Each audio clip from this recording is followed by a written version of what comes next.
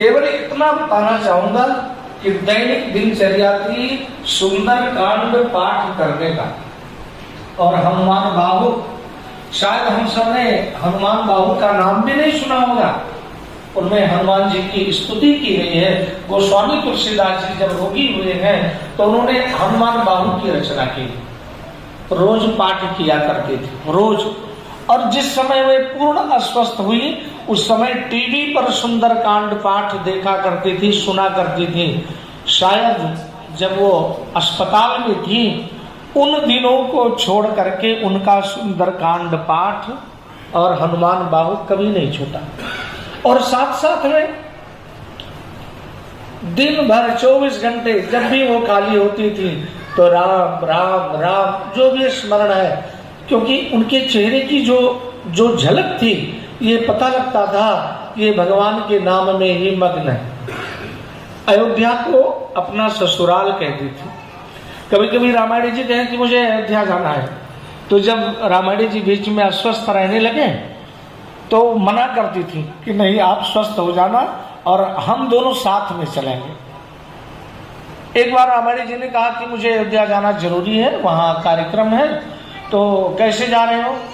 तो आपके मुख से निकला कि आचार्य जी के साथ। तो मुझे उन्होंने अपने घर बुलाया और बुला करके समझाया, कहा इनका ध्यान जरूर रखना और यदि आप जाते हो तो इनको ले जाओ, अगर नहीं जाते हैं तो इनको मैं और किसी के साथ नहीं भेजूंगा, हम चलेंगे साथ। तो अयोध्या के भी प्रति बहुत उनका लगाव था, वृंदावन को अपना मायका समझती थी। हमने भी बताया देवी देवताओं के प्रति बड़ा भाव था और इन्हीं के कारण आप सभी कहेंगे बहुत कष्ट में थी, लेकिन मैं कहूंगा कष्ट में नहीं थी।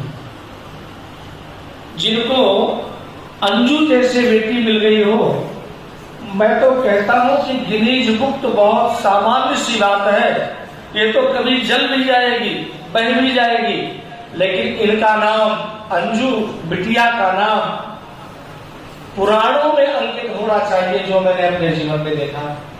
ऐसी मां की सेवा 24 घंटे रात्रि में जगना सोना सब बराबर।